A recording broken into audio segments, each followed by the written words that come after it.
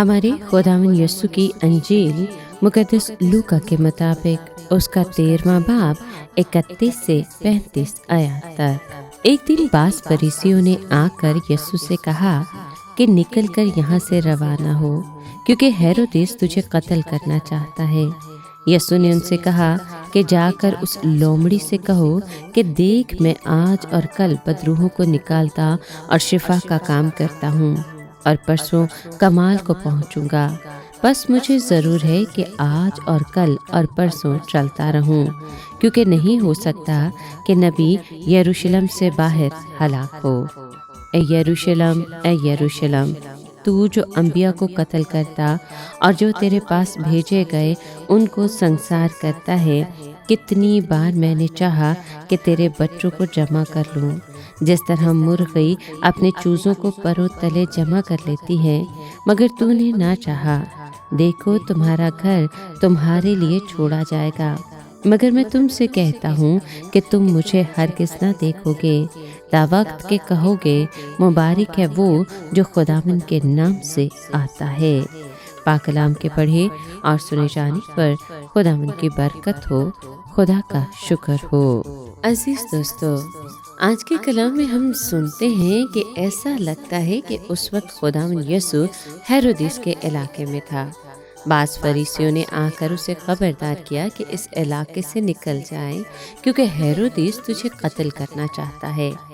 यहाँ फरीसी अपने किरदार और खसूसियत के बिल्कुल खिलाफ चलते हुए नजर आते हैं, क्योंकि वो दावा करते हैं कि हमें मसीह की जान की सलामती की फिक्र है।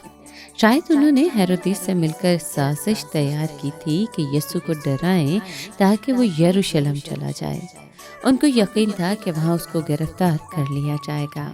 खुदावंद पर जिस्मानी तशद्दुद के खतरे या धमकी का कुछ असर न हुआ। वो जान गया कि यह हेरोदेस की साजिश है। चुनांचे उसने फरीसियों को कहा कि जाकर उस लोमड़ी को मेरा पैगाम दे दो। यीशु ने जो पैगाम भेजा उसका लुबे लबाब ये है कि अभी मुझे कुछ अरसे तक काम करना है। मैं बदरूहों को निकालने और शिफा बख्शने का काम अंजाम देता रहूँगा, यानी उसे दी गई मुद्दत के जो चंद दिन बाकी हैं उनमें ये मौजज़े करता रहूँगा।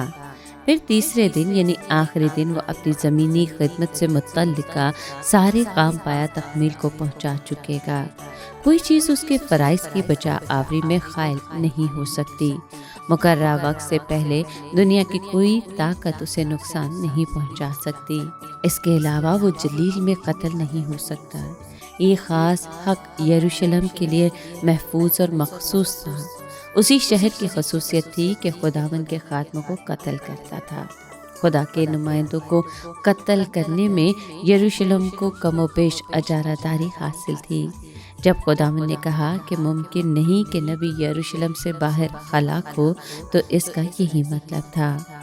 इस शरीर शहर के बारे में ये सच्ची बात कह चुकने के बाद यीशु पर रख्तारी हो गई और वो यरूशलेम शहर पर रोया। ये शहर जो नबियों को कत्ल करता और खुदा के पैगंबरों को संसार करता है, इसी से खुदावंद को मोहब्बत है।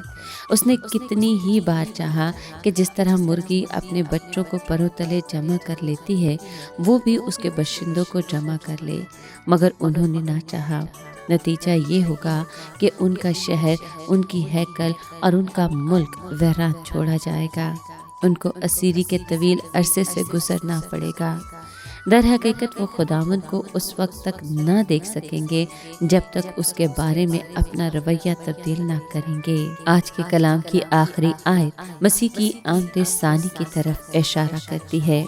उस वक्त इस्राएली कौम का एक बकिया तौबा करेगा और कहेगा, मुबारक है वो जो खुदावंद के नाम से आता है।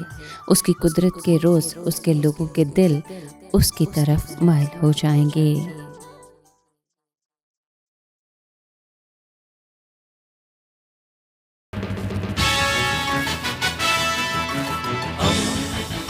दोस्ती का पैगंबर, रेडियो वेरितास एशिया।